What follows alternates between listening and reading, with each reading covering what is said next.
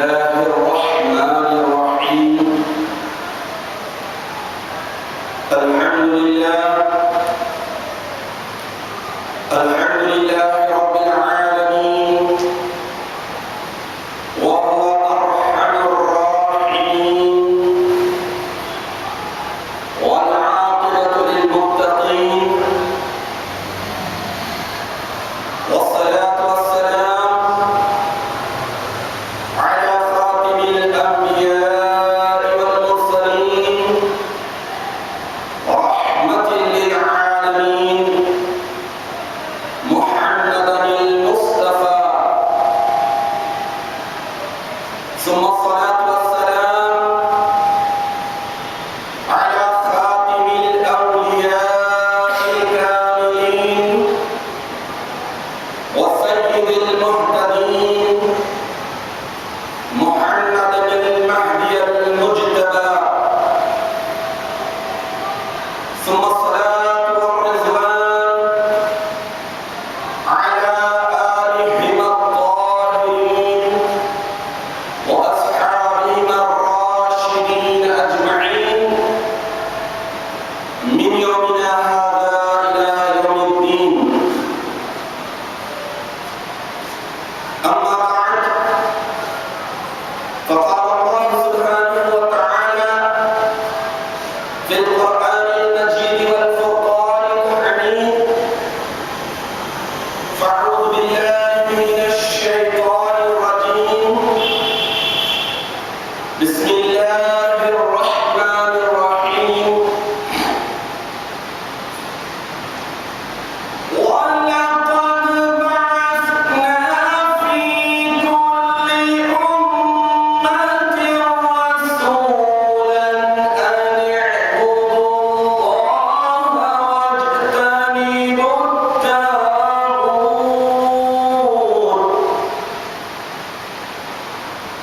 فمنهم من هدى الله ومنهم من حقت عليه الضلالة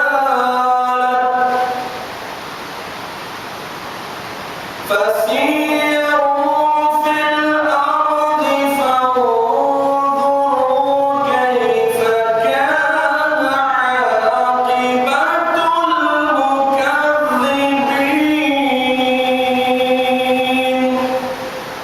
صدق الله العظيم. سورہ نحل آیت نمبر 36. حاضرین محترم، اللہ سبحانہ و تعالی نے انسانوں اور جنات کی پیدائش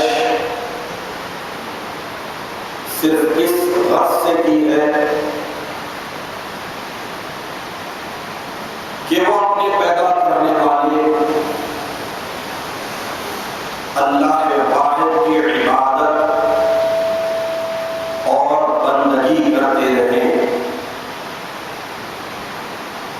انسان کی پیدائش کا بنیادی مقصد عبادت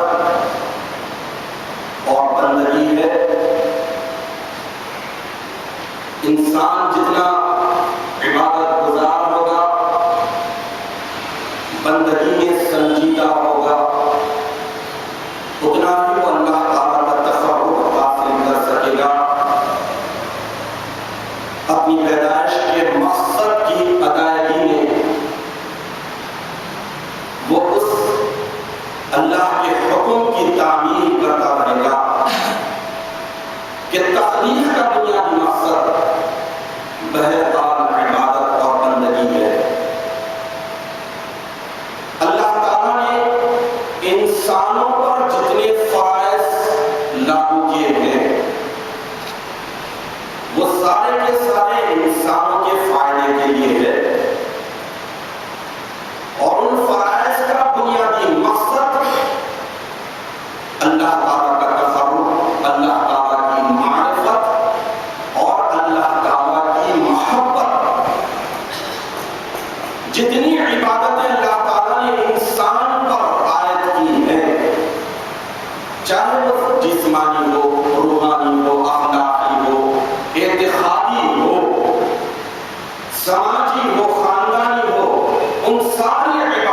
بنیادی مقصد اللہ سبحانہ و تعالیٰ کی معرفت حاصل کرنا، اللہ تعالیٰ کو پہچاننا۔ ہر انسان کے لیے یہ ضروری ہے کہ اللہ تعالیٰ نے ہمیں کیوں پیدا کیا،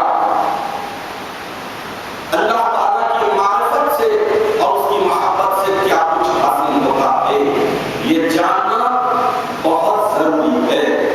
تو بہرحال ایک انسان کی ساری زندگی اور زندگی کے سارے امور اگر عبادت اور بندگی کے سانچے میں ہیں تو وہ پھر مقصد حیات کے تحت زندگی بسر کر رہا ہے۔ اگر عبادت اور بندگی کے سانچے سے باہر ہے تو سمجھ لیجئے کہ وہ انسان جی تو رہا ہے، زندگی تو بسر کر رہا ہے، زندگی کے سارے امور تو انجام دے رہا ہے، لیکن مقصد حیات کو چھوڑ دیا ہے، منشأ تخلیق کو فراموش کر دیا ہے کہ اللہ تعالیٰ نے کیوں پیدا کیا۔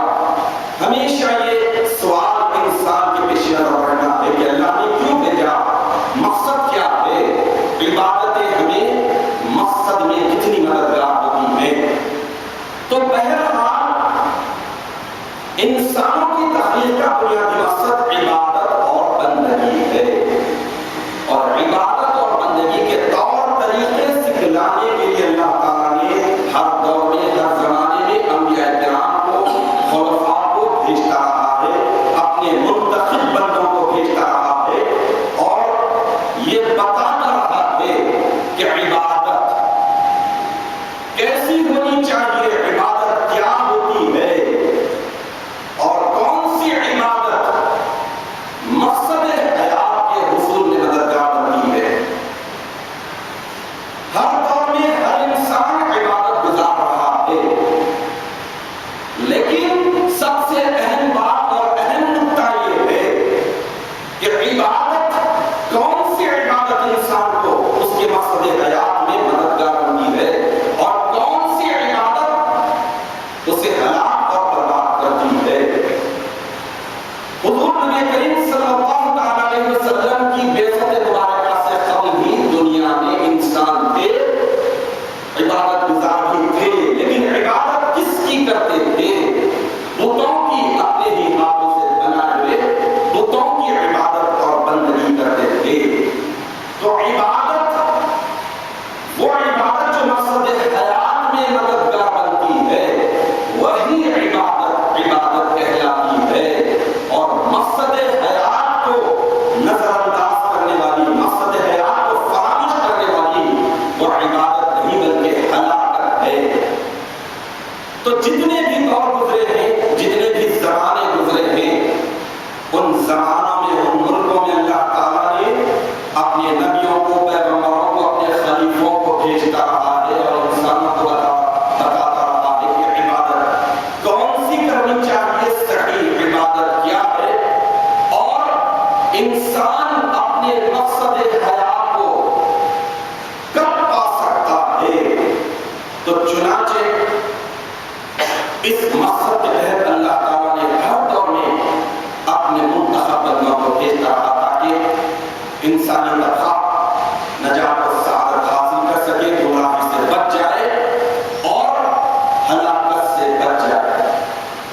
حاضرین محترم، انسان ہمیشہ سے دو حصوں میں، دو طبقوں میں بٹا رہا ہے اور ہمیشہ بٹا رہے گا، ایک ہدایت یافتہ اور دوسرا گمراہ۔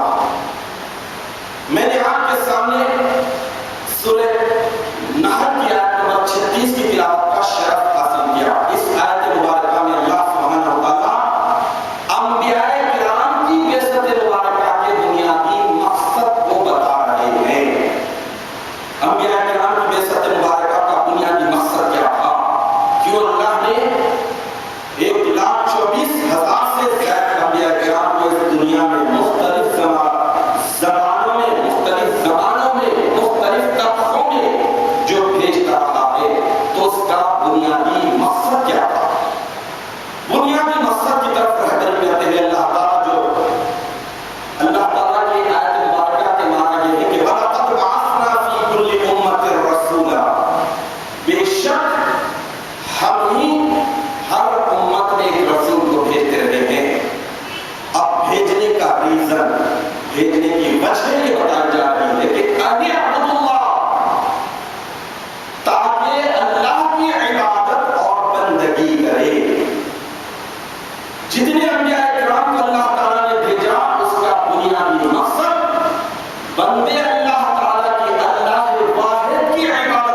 بندگی کرے.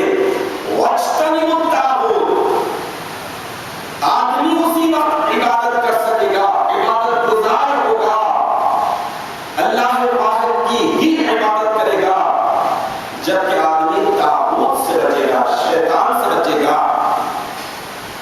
تو آیت شریفہ کے معنی یہ ہے کہ وَلَقَدْ بَعَثْنَا فِي كُلِّ أُمَّةٍ رَسُولًا أَنِ اعْبُدُوا اللَّهَ وَاجْتَنِبُوا الطَّاغُوتَ، بے شک ہم نے بعثنا، ہم نے بھیجا ہر امت میں، ہر قوم میں، ہر گروہ میں ایک رسول کو کہ وہ حکم جاری کرے، طریقہ سکھائے، سلیقے بتائے اللہ عبادت کی عبادت کے، اور تم طاغوت سے بچو.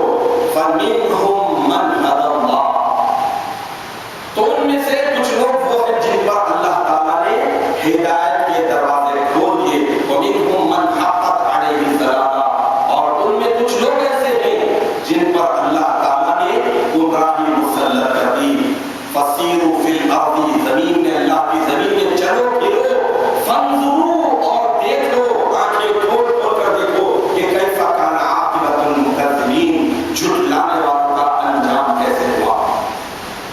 تو اب اس آیت شریفہ میں بنیادی طور پر انبیاء کرام، خلفائے الہی کے بعثت، ان کے بھیجنے کے بنیادی مقصد کو یہ بتایا جا رہا ہے کہ اللہ کی عبادت اور بندگی کے طریقے، سلیقے، قرینے بتائیں اور طاغوت سے بچائیں. تو اب انسانی طبقہ دو حصوں میں خود بخود بڑھ گیا. ایک وہ جو ہدایت یافتہ، دوسرا وہ جو گمراہی میں مبتلا ہو گیا. اب اللہ تعالیٰ بتا رہے ہیں کہ انسان، اللہ تعالیٰ نے انسان کو اشرف المخلوقات بنایا، انسان کو بہت ساری خصوصیات عطا کی ہیں، بہت ساری ایسی کوالٹیز دی ہیں جو دیگر مخلوقات کو نہیں. تو انسان اس حساب سے اشرف اور اعلیٰ ہوگا کہ اگر وہ خصوصیات کو، وہ کوالٹیز کو کام میں لائے تو ہی اشرف ہوگا. حق اور باطل میں تمیز کرنا، اچھے اور برے میں فرق کرنا، نیک اور بد کو پہچاننا، ہدایت اور ضلالت میں تمیز کرنا، یہی چیز ہے. اس لیے اللہ تعالیٰ آیت کے آخر میں ارشاد فرما رہے ہیں کہ فَسِیرُوا، سیر کرو، تفریح کرو، فی الارض، اللہ کی زمین میں، فَانظُرُوا، نظر ينظروا، آنکھ سے، سادہ آنکھ سے دیکھنا. فَانظُرُوا، حکم یہ ہے اللہ تعالیٰ کا کہ دیکھو. فَانظُرُوا كَيْفَ كَانَ عَاقِبَةُ الْمُكَذِّبِينَ، جھٹلانے والوں کا انجام کیسا ہوا.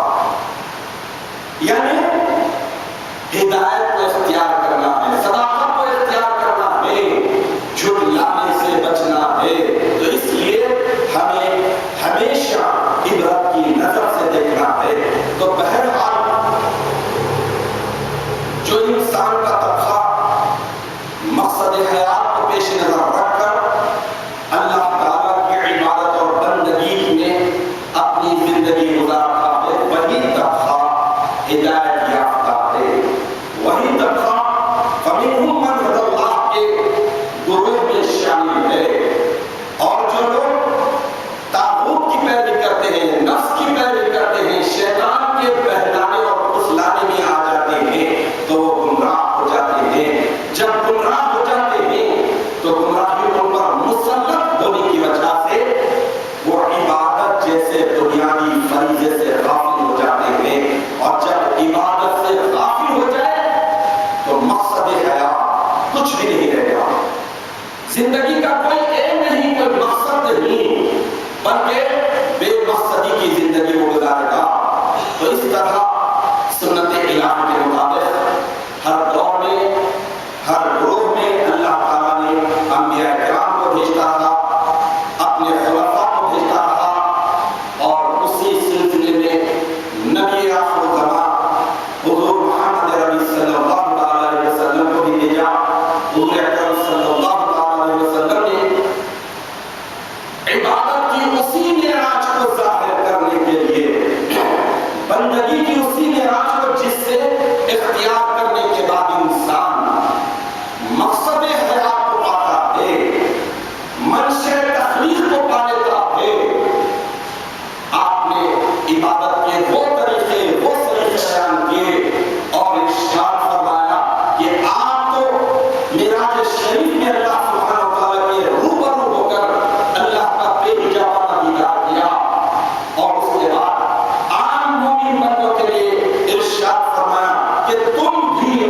معراج کرنا چاہتے ہو، تم بھی اللہ کا دیدار حاصل کرنا چاہتے ہو، زندگی کے بنیادی مقصد کو پانا چاہتے ہو کہ پیدا کرنے والے کی معرفت حاصل کرے، پیدا کرنے والے کا دیدار حاصل کرے، تو پھر سمجھ لو کہ نماز کو پورے آداب کے ساتھ، پوری شرائط کے ساتھ اختیار کرو۔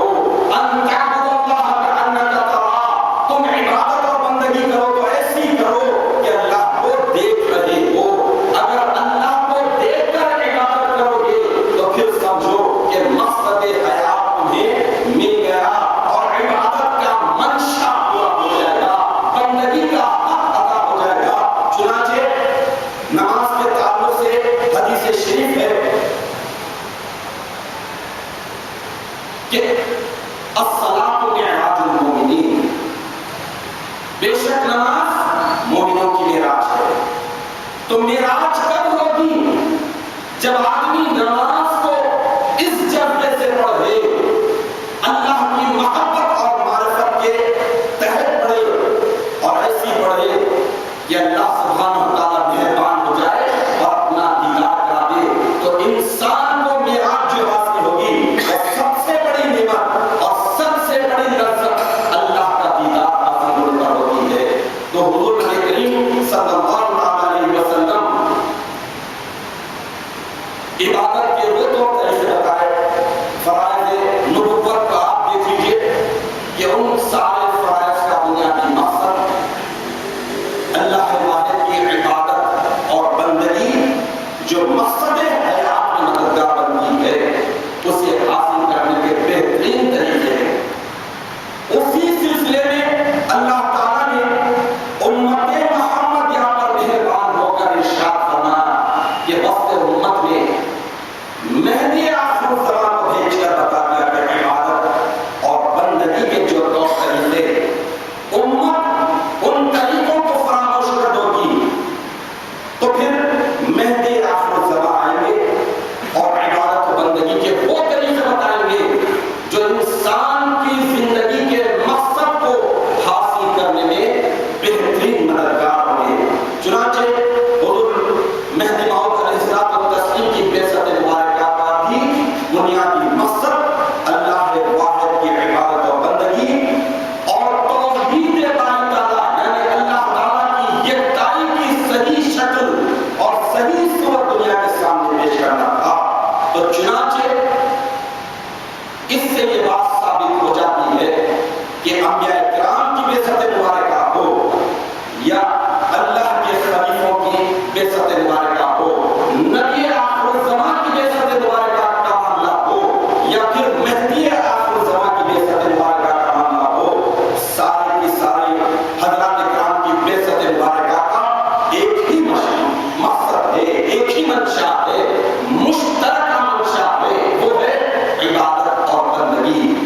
صحیح طور پر دنیا کے سامنے توحید و عبادت کی شکل کو ظاہر کرنا، تو اللہ سبحانہ و تعالیٰ مختلف اوقات میں مختلف انبیاء کرام کو بھیجتے ہوئے عبادت و بندگی کے جو طریقے، صحیح طریقوں کو خلق مرد کرنے کے بعد جو بگاڑ دیا جاتا تھا، تو اس کو درست کرنے کے لیے اللہ تعالیٰ انبیاء کرام کو بھیجتے رہے، خلفاء کو بھیجتے رہے۔ اسی سلسلے میں امامنا مہدی موعود علیہ الصلوۃ والتسلیم کی وقت امت نے نبی صدی ہجری میں بعثت مبارکہ بھی 14 جمادی الاول سنہ 847 ہجری کو امامنا و سیدنا حضرت میراث سید محمد جنتی بن سید عبداللہ علیہ الصلوۃ والتسلیم کی ولادت باصادت ہوتی ہے، اور سن 910 ہجری میں آپ کا وصال مبارک ہوتا ہے۔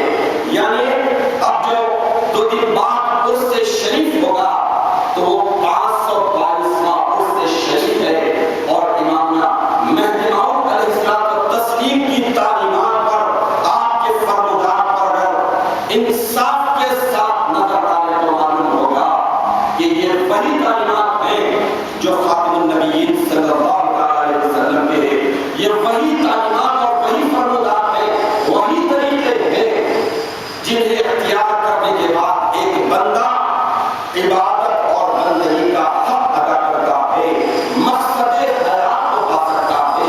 چنانچہ امام مہدی موعود علیہ السلام و تسلیم اپنی بعثت مبارکہ کے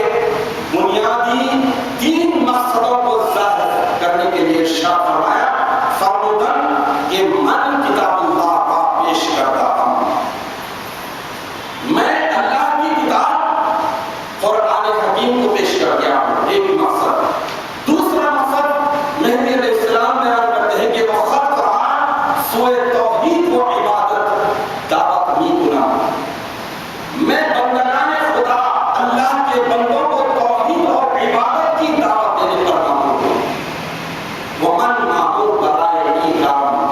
اور مہدی علیہ السلام کی بعثت کا بنیادی مقصد یہ ہے کہ یہ اسی کام کے لیے اسی مقصد کے لیے مہدی علیہ السلام کی بعثت کی ہے.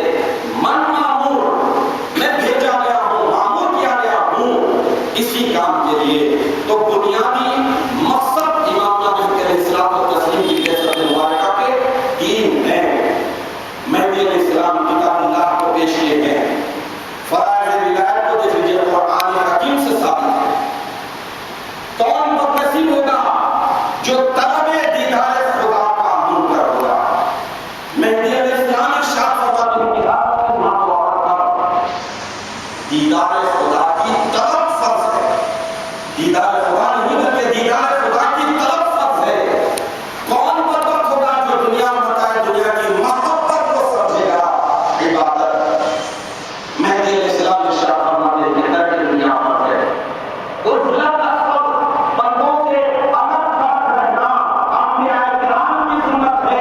اگرچہ کہ انبیاء کرام کے زندگی کا مقصد دعوت و تبلیغ ہے بندوں کو ہدایت دینا ہے لیکن اکثر حصہ انبیاء کرام کا اللہ کے خلیفوں کا عزلت اصحاب میں گزرا ہے. حضور امام مہدی علیہ السلام کو تسلیم ارشاد فرماتے ہیں کہ ذکر تمام فرض ہے. ہمیشہ اللہ کو یاد کرنا. کون سا انسان اس بات کو اس حقیقت کو فراموش کرے گا؟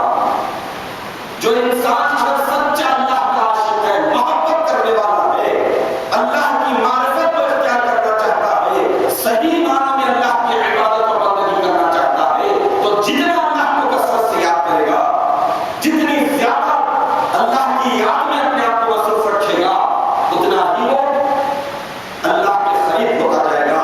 تو بہرحال مہدی علیہ السلام و تسلیم کی بعثت مبارکہ کا بنیادی مقصد عبادت و توحید کے طریقوں کو بتانا ہے اور عبادت کی حقیقی شکل کو دنیا کے سامنے پیش کرنا ہے. تو مہدی موعود علیہ السلام و تسلیم آج سے 5.5 صدی قبل جب دنیا کے سامنے عبادت کے ان طریقوں کو بیان کیا بندگی کے ان طریقوں کو بتایا جو مقصد حیات میں بڑے مددگار ہوتے ہیں تو آپ تاریخ کے اوراق پڑھ کر دیکھ لیجئے کہ عبادت گزار بندوں کی وہ جماعت وہ مقدس گروہ وجود میں آیا جس کے تعلق سے قرآن حکیم کہتا ہے سورہ مائدہ کی آیت نمبر 54 میں ہے کہ یحبہم و یحبونہ. جب مہدی کی قوم وجود میں آ جائے گی تو اللہ ان سے محبت کرے گا اور وہ افراد قوم اللہ سے محبت کریں گے. محبت اس وقت ہوتی ہے جب عبادت اور بندگی کے صحیح طریقوں کو اختیار کیا جاتا ہے. تو بہرحال مہدی علیہ السلام و تسلیم کی بعثت مبارکہ آپ کی تشریف آوری کے بعد اللہ تعالیٰ کی اس سنت کی تکمیل ہو گئی جو انبیاء کرام کے بعثت مبارکہ کے ضمن میں تھی. سورہ نحل کی آیت نمبر 36 میں جو اللہ تعالیٰ ارشاد فرما رہے ہیں کہ وَلَقَدْ بَعَثْنَا فِي كُلِّ أُمَّةٍ رَسُولًا أَنِ اعْبُدُوا اللَّهَ. کہ بے شک ہم ہر امت ہر قوم اور ہر گروہ میں ایک رسول کو بھیجتے ہیں جو بندوں کو اللہ کی عبادت کا حکم دیتے ہیں اور طاغوت سے بچنے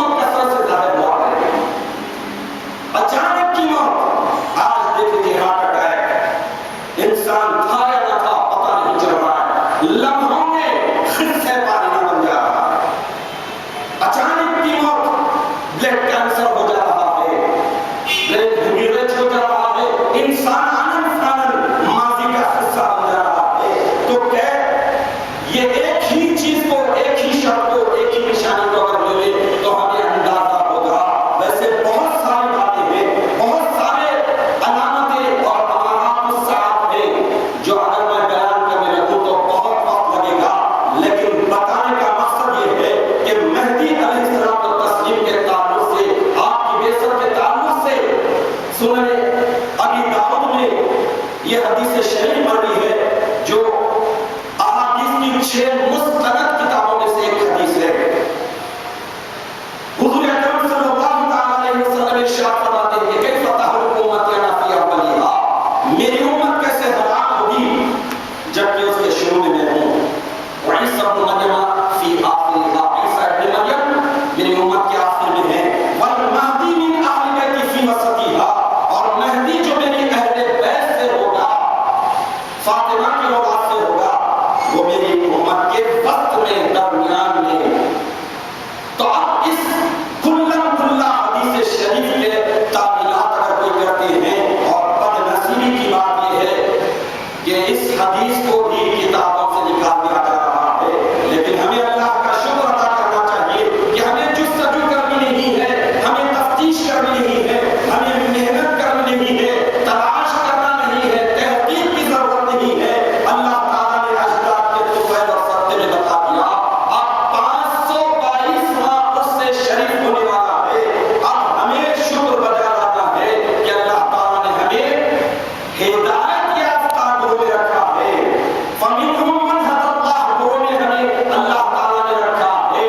تو اب جو ہدایت اسلاف کے طفیل میں، اجداد کے طفیل میں ہمیں جو ہدایت نصیب ہوئی ہے، مہدی علیہ السلام و تسلیم کے گروہ میں ہم جو پیدا ہوئے ہیں، تو اللہ تعالیٰ کا شکر بجا لاتے رہے۔ اور شکر کا صحیح طریقہ یہ ہے کہ ہم اللہ عبادت کے سچے اور پکے عبادت گزار بن جائیں، عبادت گزار ایسے بن جائیں۔